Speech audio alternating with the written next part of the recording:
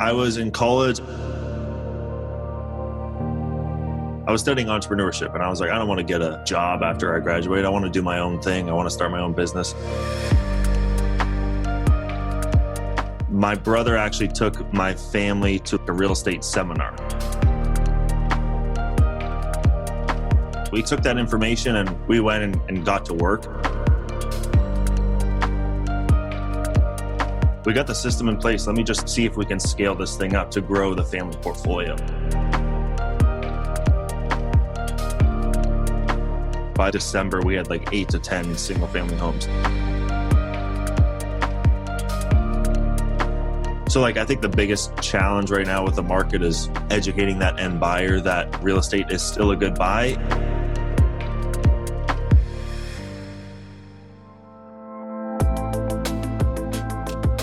The real estate world is changing. Opportunity is everywhere. It has never been so easy to connect, share, and bring people together. We're learning from others and finding the very best in ourselves. Challenging our beliefs, overcoming our fears, transforming ourselves so we can transform our business.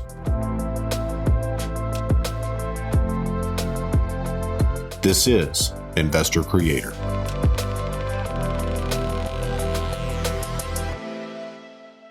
Antoine, welcome to Investor Creator. Absolutely. Thanks for having me on the show.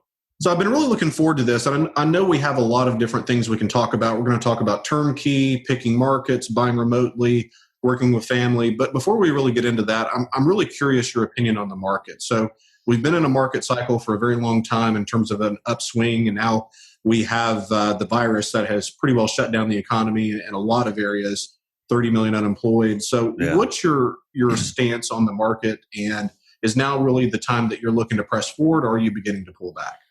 Yeah, so we are actually pressing forward. So with the turnkey business, last year we completed like 85 homes. So pretty much what the turnkey business does, it goes, buys properties, rehabs them, rents them out, and then resells them, right? So we're always buying and selling to investors, right? So there needs to be an investor on the back end who still wants to buy a property, but it's not a family that wants to move in.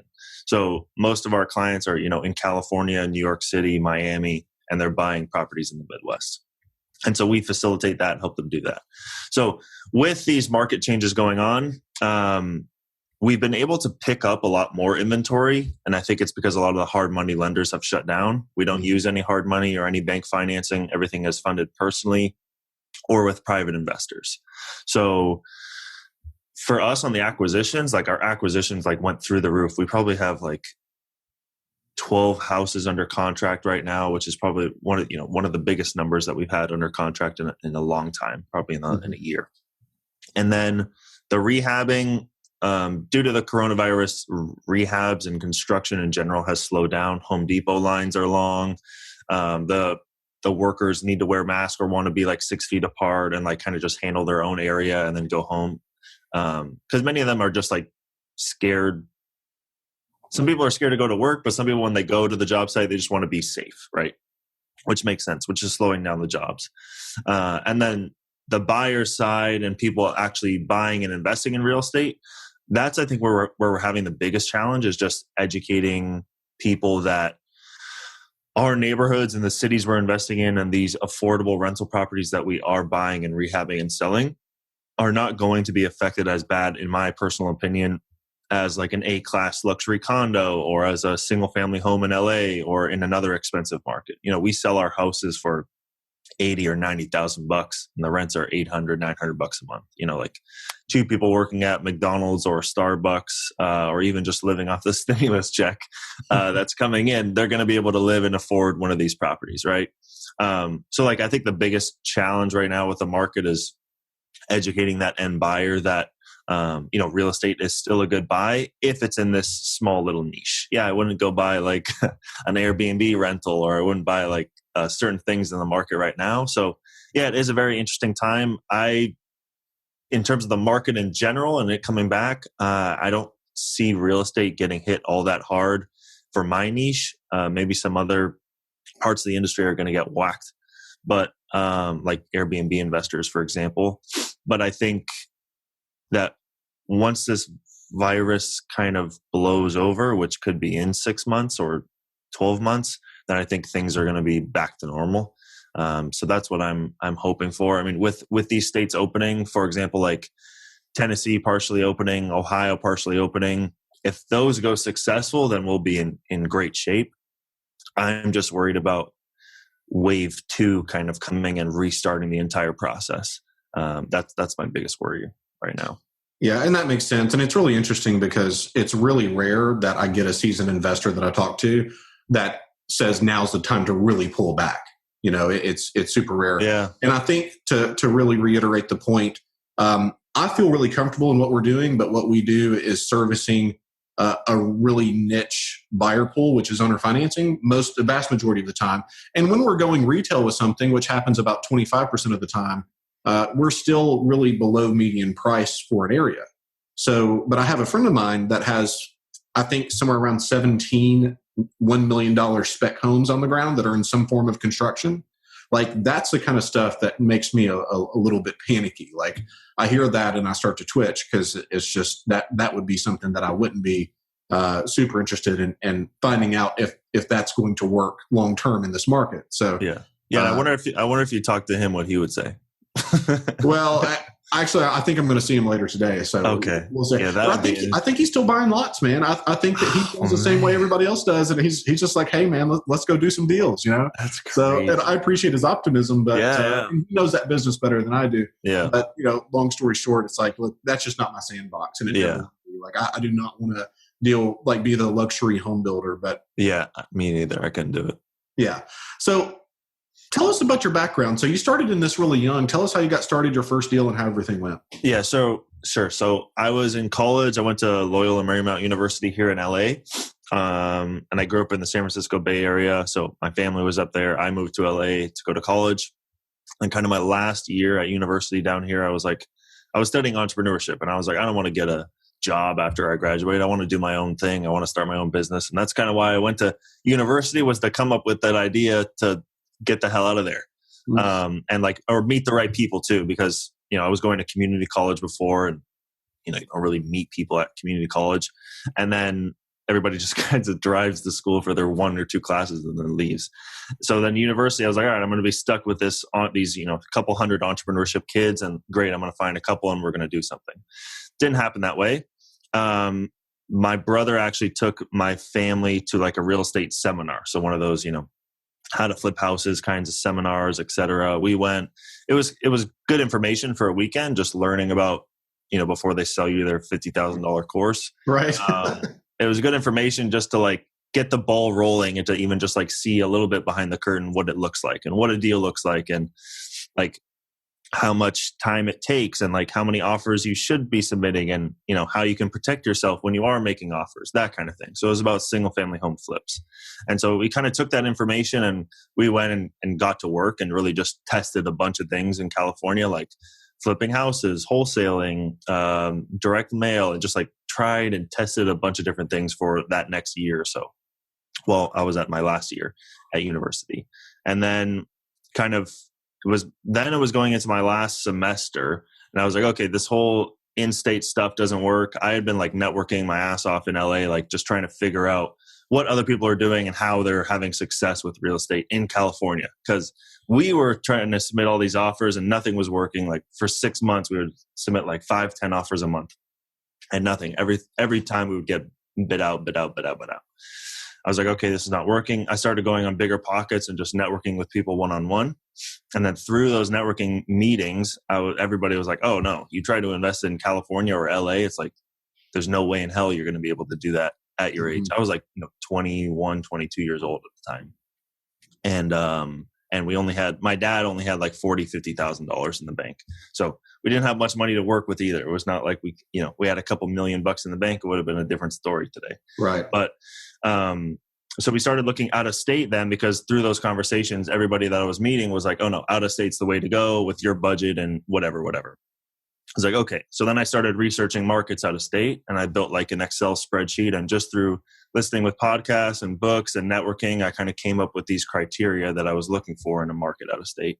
Built a big Excel spreadsheet with the top, 150 markets, and kind of started just tracking information about them, their economics, diversity of the workforce, the major employers, all that stuff. And then found Memphis, Tennessee, and Cleveland were pretty much on the top of that list. And then I started like building a team, or at least reaching out to people in the market, just like seeing what kind of deals were there. I knew how to analyze deals now from that weekend seminar and just from like YouTube videos pretty much. And started building a team. I finally, after like 250 probably phone calls to agents and listing agents on properties, I found an agent who actually like knew what the hell they were talking about. And he had a house for sale for like 45 grand. And he had like a contractor lined up, property management company lined up, and we ended up buying the house with him. And that was probably like 2 months before my last semester, probably halfway through my last semester. We bought that house, rehabbed it in like a week or two, rented it out for what we wanted to rent it out for. And then we did a cash out refinance like right before I graduated, or right after, right around the time. That was your first deal? That was my first deal. Yeah. Okay. And do you remember kind of what the numbers were on that? Yeah. So we bought it for like 35 grand, renovated for $5,000. Then we rented it out for $725 a month. And then it was probably worth like 65 grand after. Then we just went to a local credit union that this guy who I just cold called, this agent I cold called, just connected us with every kind of piece of that team that we needed. Property management, contractor, and the lender as well.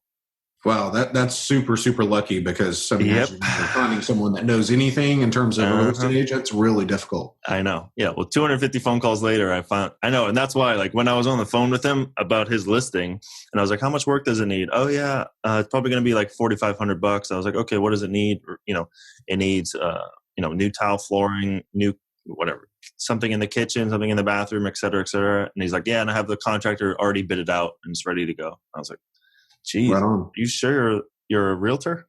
That's really funny. All right. So you got the first deal done. What did that do to your confidence? I mean, I know for me, my first deal is is night and day in terms of like how I felt about what I was doing. So did it make a big impact for you? Yeah, 100%. It made such an impact that when I graduated, then I went to my dad and said, hey, see, this is what we can do. Now we have a system in place. Now let me continue this after graduating. So yeah, it was a huge mile. Like if I did this 3 or 4 months later, I would have had a full-time job, or I would have been moved back in my parents' house in San Francisco, which I don't know how that would have gone either. But because there was a lot of people in LA who were just investing out of state compared to San Francisco, I think maybe just the population wise, but there was just a lot more networking opportunities down here in LA than in the Bay Area. So, it was a huge confidence booster. And it allowed me then when I graduated to go to my dad and say, hey, here, we refinanced the house. Here's the money back. Let me keep doing this. Like, give me 6 months and we got the system in place. Let me just like see if we can scale this thing up to grow the family portfolio. And so that's essentially what I did. So graduated in May. And then, so May was like when we finished that first house and refied it. And then by like December, we had like 8 to 10 single family homes. So as soon as that first deal was done and I knew the system worked, then it was just like, okay, how many times can we do this until we kind of max out with the lender, or with, how many deals can we do a month? And we just continued to scale it from that point on. So let's talk about the conversation with your father, because I have maybe 2 family members that I could even conceptualize in this universe that I would work with him. And every single other person, it's like not a chance. You know what I mean? And so, and you find this happen a lot with families. Like even if there's a good relationship there and there's trust, it's like it's a tough thing to work together. Yeah. So, but it seems like you guys have done this wonderfully well. So, what advice could you give? What have you guys done that's different that you guys seem to have this kind of synergy and can run this thing? Yeah, maybe it looks like it's going well it is going well and things are going well in the overall big picture, right? But yeah, working with family members is difficult, right? Because I can't go tell, for example, now it's a full family business. So first it was, me, my dad, my brother, and now my mom works in the company too. So it's all four of us, the whole entire family. The rest of the family's in Canada. So we're the only ones in the US, and we're the only ones in the business too. We have other employees now, but everybody is in the business. And so, yeah, there's little challenges that you would like never even think about. Like, for example, my mom sending emails, and like it was just like the layout of her email, the syntax of her email just like looked super weird and was hard to read. And I'm like, hey, can you change your, like when you're typing the email, like I thought she was using like sending the email out of our CRM, and it like came out really choppy. So I was like, hey, can you fix the syntax? Like your email just looks like shit when it sends out. And then she's like, and then, normally like if she was just a regular employee, she would be like, oh, okay, yeah, I'll fix it next time. Like, oh, what did I do wrong? But no, because she's my mom. So she's like, what, why are you on my neck about all this little stuff? And blah, blah, blah. And so it's like those little tiny things that you don't think about. But I mean, like overall, big picture, we have been working well together. And I think it's just because all of us are kind of entrepreneurs and entrepreneurial. My dad's always been a hardcore entrepreneur, never wanted to work for, like always had a side hustle, side business going. He, was a project management consultant for a lot of like tech companies. So he has like this kind of big picture project management background, but always was in a 9-to-5, stuck in a 9-to-5 because we lived in the Bay Area, and he can't, minimum income to survive there is like $150,000. So he always had to keep on working. And then my mom, while my dad was working, always had a business as well. So kind of all of us kind of understand the hustle and the work that it takes. And then I think just getting over those tiny little things like email syntax that, you just need to forget about kind of and just let it blow over is, all of those things are kind of not important as much as, just getting the work done and everybody just putting in the work every single day. And like, it's a challenge, but we've done well so far. So.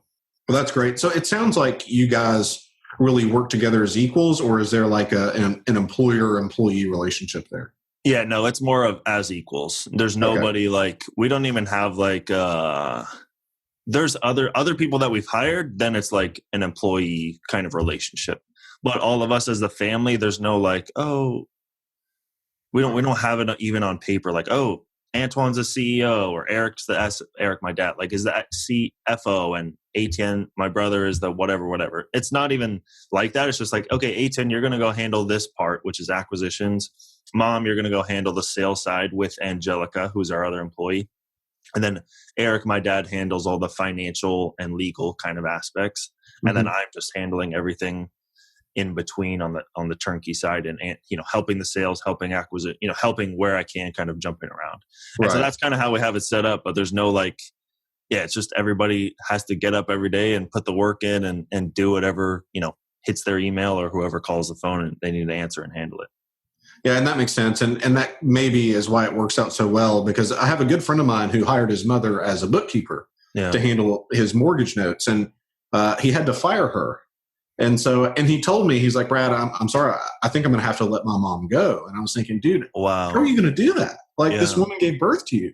And I understood his point was, I understand, but she won't do what I ask. It's like, she still feels like she knows best. Like she's the mom, exactly. And I'm the child.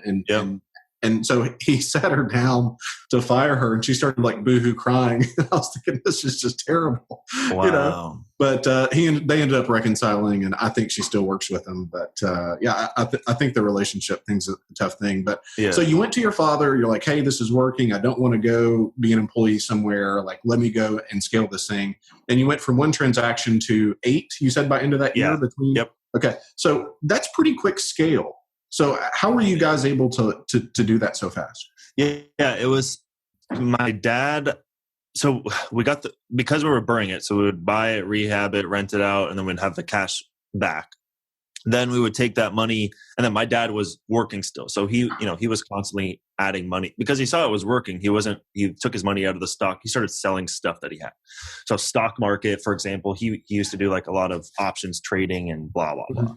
And so he was selling his stock options. He had some some options at the company he was working for as well. So we started selling certain things to just continually grow the cash that we had. Because every time we would refinance, we would lose a little bit of money. So let's say we had 40 grand, we would buy it, rehab it, rent it out, then refi. And let's say we had like 35 grand.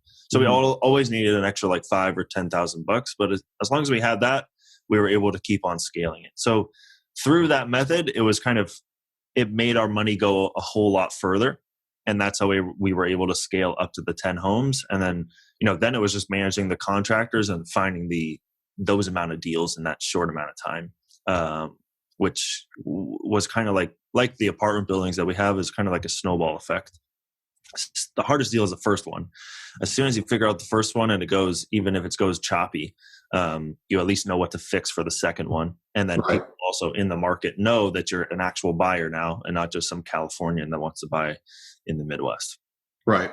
So tell us about your acquisition process. So how are you finding properties? And I guess we'll kind of dovetail that with, you're in 4 different markets across the country now? Is that right? We're really just focused on 2. Focused on 2. Okay. Yep. So how are you finding properties right now in those 2 markets? Yeah. So finding properties right now in Memphis and Cleveland as the 2 markets, probably like 50% MLS, then like 25% from wholesalers, and then 25% pocket listings from realtors. So the acquisition side, like the acquisitions team we have, which is a team of 2 people, my roommate and my brother, they scrape the MLS every morning. So we have like Redfin searches set up. They scrape the entire MLS and see all the new listings. They analyze them. They come up with a number they want to submit, and then they send that to me, and then I review it, and then I sign the offer. And we do that. And then we also have, just like being in business for this amount of time, we get a lot of realtors that we've worked with over the last 5 years. And so they know us and know that we close and know that we use our own cash, so they don't need to wait for hard money, which is lending right now. And so we're just getting deals like left and right from just our relationships and being easy to work with and doing what the hell we say we're going to do over the last 5 years as well. Very cool. So how do you analyze the property? So is there a scope of repair you don't want? Or are you looking just at cap rate or multiplier, or are you? Yeah. So I'm big on buying equity on day one. Is that really a concern for you guys? Just tell me like what you're looking for. Yeah. So for us, it's multiple exit strategies. Even though most of the time, like 99% of the projects we do are just buy, rehab, rent, and sell to a turnkey investor, because that's, for the turnkey business, right? So that's number one. So that we just have to hit our profit number that we want or our return number that we want. Most of the projects are 3 to 4 months, so they're very quick, which I like them too because they're in and out. So that's kind of number one thing we look for is, can we buy it, rehab it, rent it out, and make a good profit, like the profit number that we want. And then if we can't do that, then we want a second option, which is kind of like the BRRRR. So, okay, can we buy it, rehab it, rent it out, and then refinance it? And can we make a good cash flow long-term? Because let's say like shit hits the fan and the turnkey buyers are completely eliminated, then hopefully I can just refinance it out and hold it long-term. Mm-hmm. Normally, if option A works, then B normally works. And then there's always option number C, which is just like the overall cap rate. And so just buying it, rehabbing it, and holding it long-term, how does our cap rate look? And then we just look for over like 8 or 10% in terms of the cap. I think it's 8%. No, it's 10% in terms of the overall cap rate. And so if those 3 numbers, normally if again, number 1 is good, then number 2 and number 3 are, but sometimes you have like weird taxes or like really low rents on a property or stuff like that. So those are the 3 things that we look for, and always multiple exit strategies. One big thing due to this coronavirus that we actually have been doing is buying only vacant homes, which has been a little bit of it was a challenge a couple of weeks ago. Now it's easy because a lot of the buyers have disappeared, but buying only vacant homes. And the reason why is because a lot of the courts are still shut down and they won't open up for the next 2 or 3 weeks. Mm-hmm. And normally these properties, like that we buy occupied, the rents are like way below what we want them to be, or the tenants are just like not stable and they could just like stop paying next month, and then we'd be totally screwed, and we'd have to get in the back of the line for the courthouse, which is going to be like, I think the courthouse is going to be completely slammed for the rest of the year because of all this stuff and all the evictions that are going on. So that's something that we're focusing on now, is just buying only vacant properties. So, that's a little bit of a pivot that we've had to overcome when we do the whole coronavirus thing. And are there any disqualifiers that if it was before 1900, or if it had a fire, or is there anything where just like under no circumstance do I want to do it? Yeah, no fires. Because fires have their own problems with like insurance as well. So not just like the amount of work it takes, but also just like insurance companies coming back and insuring a property that had fire damage, it gets expensive. So no fires. I don't do anything I don't normally buy stuff Section 8. It's not a no-go, but normally I don't buy anything that's occupied with Section 8. And then no structural issues. Normally the houses are not even worth the amount of money that it would cost to repair the structural issues. Like, right. We're buying houses for 30 grand. Let's say it could cost 25 grand to fix a structure, structural damage of a property. So it doesn't make sense.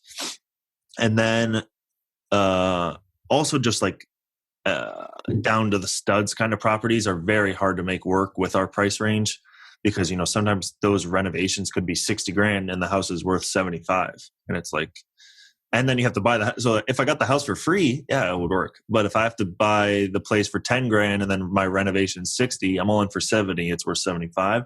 So like down to the studs properties that need to be completely rehabbed, gutted. Those properties don't work for us. But yeah, those are pretty much our main three things.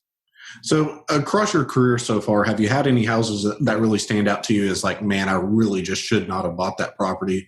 Like, have you had a trap house that wouldn't go away or anything like that? Yeah, we had one in Memphis. It was in the north side of Memphis, and we bought it. It was like one of the second or third. It was that first year. So those 8 properties that I bought, it was one of those houses. Oh man, and we were just like, oh, let's try a new area. We bought all of our properties in this one zip code, and then this deal came about from that listing agent, and he was like, hey, what about this one?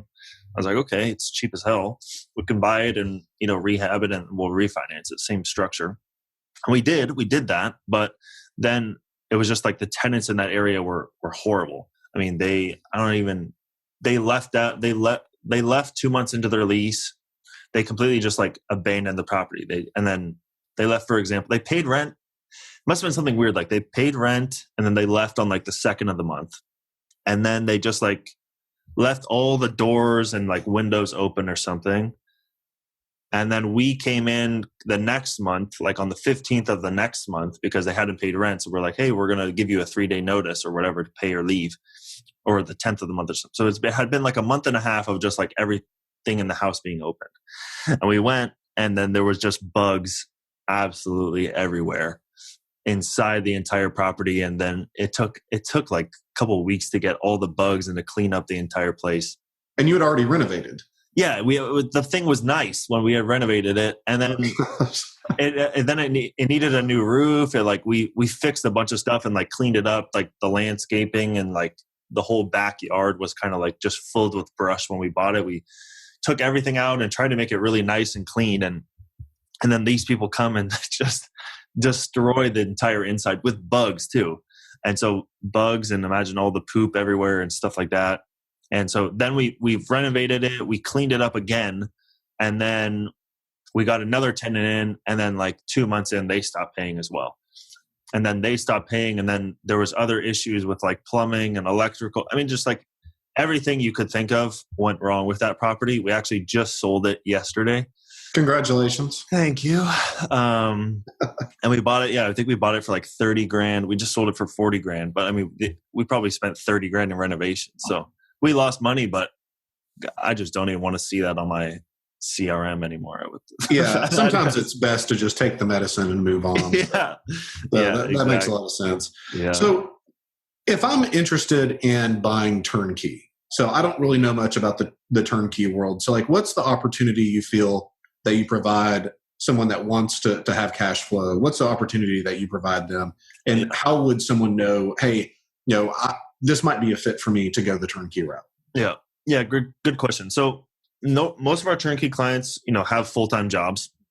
So they work their 9 to 5, they have families. They want to get into real estate investing. They have 20 grand or more saved up. They have a credit score over 700. And so those are kind of all the boxes that need to be checked, and that all of our clients check. And so they don't really have time to build a team out of state. Most of them are living in very expensive markets, LA, San Francisco, the West Coast and the East Coast, for example. And they just don't have time to invest, and they don't have enough money to invest in their own markets. So again, normally they have like $20,000 to $100,000. And so the benefit of then using a turnkey provider is that you get to buy something out of state. It already comes fully renovated. There's a tenant in place. And then we help our clients get financing, insurance, and then property management as well. So the entire team on the ground is already given to them. And then they're given a property that's already been fully renovated with the tenant in place from day one. So from day one, they're making cash flow. And then the investment out of pocket for them is like only $20,000. So they'll buy the house from us for $80,000. They'll put 20% down, a couple $1,000s in closing costs. So they're all in for right around $20,000. And then normally all the big major CapEx we try to handle. If we don't handle it, we give them a home warranty. So yeah, it's a really easy, quick, and low risk way to just like dip your toes in the water. And I say this a lot to my clients, like turnkey is probably not something you want to do forever, but it's a great way to like get in the game. So yeah, maybe you'll buy 2 or 3 turnkeys, and then like you could start buying stuff on the MLS because you feel comfortable, or like you could sell your stocks, or cash out your 401k and use that cash to do your own BRRRR properties. Yeah, absolutely, you should do that, right? Like we're not a long-term solution for everybody, but it's just a great way to get started that I think is low risk, where you're leveraging 80% of the banks. 80% of the bank's money is funding your deal. Yeah, and the cash on cash just has to be outrageous whenever you do that. So yeah, I'm sure you have a lot of happy people. Switching gears a little bit. So, doing the kind of deal flow that you're doing, and you said you have zero bank financing in the business right now. Is that right? Yeah. So it sounds like you have to run quite a bit of private money. So how are you guys finding those relationships for private money? Because you're not dealing with hard money, you're dealing with private money. Yeah. And kind of walk us through what that looks like for your people. Yeah. So when I first started, which is probably the most important, now it's a little bit different because we have that where the referrals on private money is insane, right? Like everybody likes to say, oh yeah, I flipped this house with this guy, Antoine, and he did the project in 3 months, and here's the photo, here's the photos of the property, and this is how much money I made, right? So it's again a snowball effect. But when I first started, it was really just Bigger Pockets networking one-on-one. So I would go and like message people on Bigger Pockets who were interested in real estate investing and, wanted to invest out of state, for example. And I'd be like, hey, you want to go grab a coffee? I see you're interested in investing in real estate out of state. And so when I would have those meetings with people, it was a couple of things. One, they would buy a turnkey property. 2, they didn't want the turnkey. They wanted to do it themselves. Okay, great. Then what I can offer you is, how about we partner up and you fund one of my deals and let me manage it. And I'll, teach you, about the numbers and all that kind of stuff. So there was kind of like 2 different things that I could not pitch, but like at least offer to them and give them options about like ways that we could work together. Because at the end of the day, that's what the whole point of networking is, right? So that's kind of really how I built it, just grassroots through that one-on-one networking. And then that's how I kind of built that base foundation of investors. And then that kind of just snowballed as people did 1 deal, then they would fund 2 deals, and it kind of just snowballed from there. The other big thing now is social media, and especially Instagram. So I built up a pretty good Instagram following. And so I I could make a post on Instagram and say, hey, I'm looking for joint venture partners, DM me. And I can get like 20 to 30 people just sending me a message saying they're interested in investing with me. And then we get on a phone call, explain to them the process, or explain to them, again, the same thing, like buy a turnkey from me, invest with me, those kinds of things, and have a phone call. And so now, like, instead of me going and messaging people one-on-one and going and driving an hour to have a 1-hour coffee meeting, which takes 3 hours of my time, now I make 1 post on Instagram, which takes 30 seconds. And then I have people book my Calendly, kind of like how you booked this podcast. And people book my Calendly and they have a 15-minute phone call with me. And I talk to them about the couple different options and depending on how much money they have. And then that's how I've been able to scale the raising money aspect. Because I can have, in those 3 hours, now I can have, 12 phone calls and meet 12 people instead of just having 1 person. And that's such a big difference to have an abundance of cash. It's like whenever you can operate and you're not concerned about whether you can get your deal funded or not, Yeah. Because it seems like a lot of people, especially on the front end, when they get into the business, they're really concerned about, well, can I even find the money? Mm-hmm. Right. So that's a great place to be.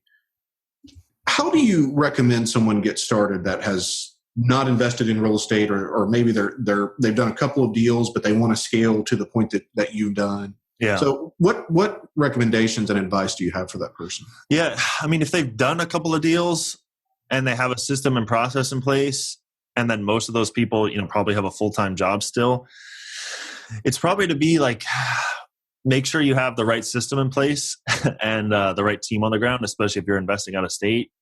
And then you got to make the jump, like, especially if you want that income from your real estate portfolio to outweigh your 9 to 5. Doing it while you still have the 9 to 5 is probably going to take way more cash than you think.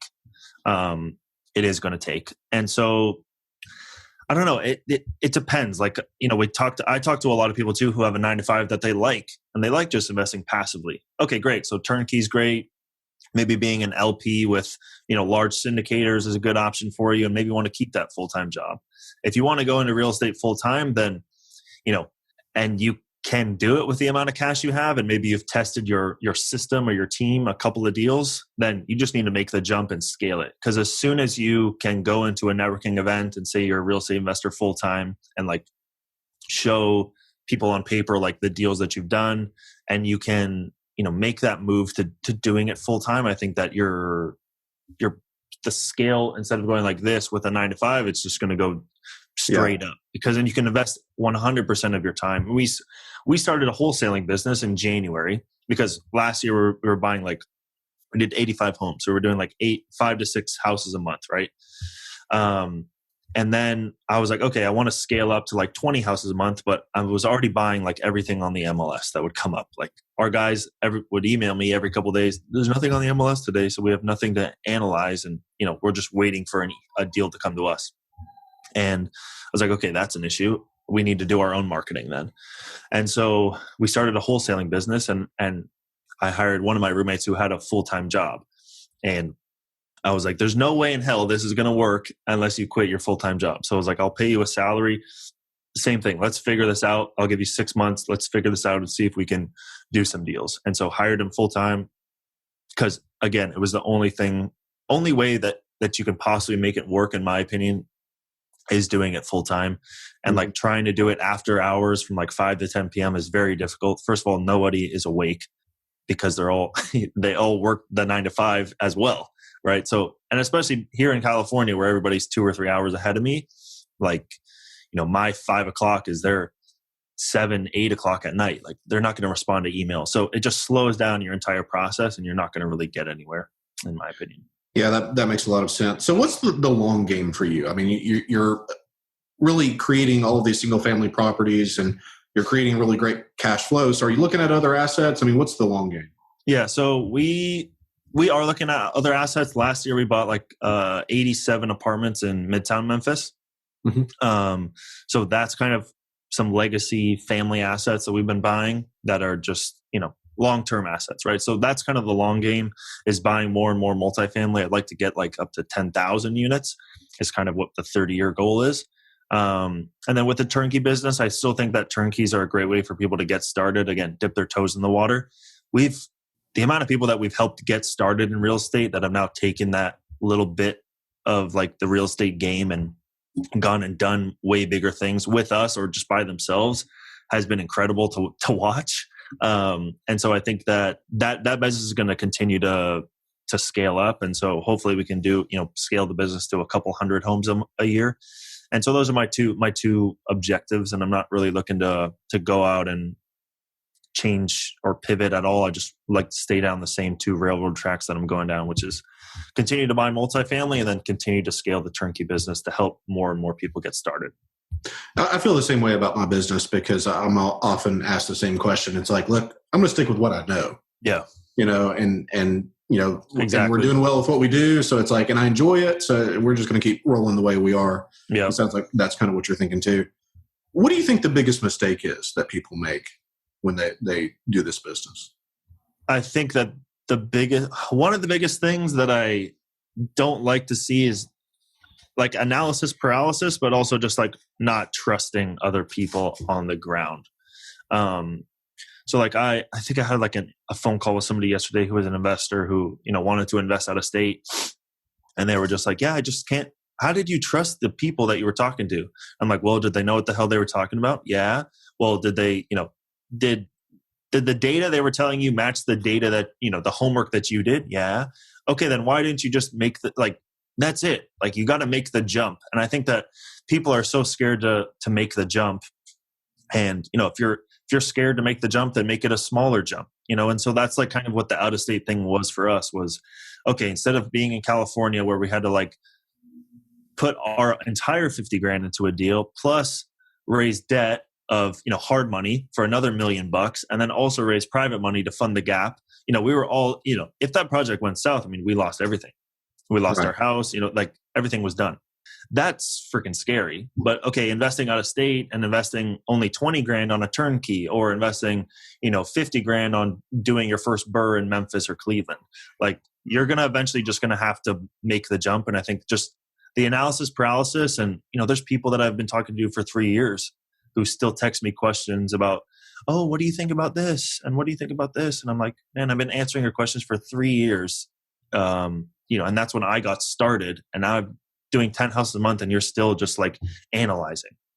And so it's just, you got to make the jump. You got to put your money where your mouth is if you want to make it in this thing. And like time is money too. So like you're going to learn a lot, even if you completely screw up the entire thing. And the thing is for me, like even if you completely fuck up your entire analysis and like your team completely screws you over, there's always going to be other people that can come in and save the project or do this or do that. Or, you can't get your financing, for example. Okay. Worst case scenario, you're in the house for 30 or 40 grand. You rent it out for $800 and then the property management's completely horrible. You can find a new property manager. Like there's solutions to all the excuses that people try to come up with in their head. And so, yeah, I mean, for example, we just moved our entire portfolio in Memphis, which was like close to 100 units, to a new property management company. And we've been using them for 5 years. And it's just they didn't have the ability to scale up with us to the size that we were at. And they were struggling with the scale issues. And so, yeah, we screwed up. But guess what we did? We just moved we change it. Yeah, we change it. And you constantly are just analyzing and looking at your portfolio. And so, yeah, it's just making the jump, I think. And people just need to put their money where their mouth is. Analyze. There's only so much analyzing that you can do. You need to eventually just put your money up and test it. 100%, man. 100%. So we're finishing up here. First, I appreciate you being with us. How do you see the real estate world changing coming up? I mean, we've got a lot of changes the past 10 years. What do you see coming up? I see a lot more tech and less agents and less leasing agents and less people involved. And why I say that is because we are already transitioning that for like our apartment buildings to where people can, potential tenants can book right on Zillow, for example. They click a button and then it brings up a schedule and they can go schedule their appointment. And then they get a code to go walk through the apartment. So like virtual tours or self-guided tours. My parents wanted to move to LA and I was calling apartment buildings and they said, oh yeah, we're doing self-guided tours. So yes, here's a lockbox code and you can go whenever you want.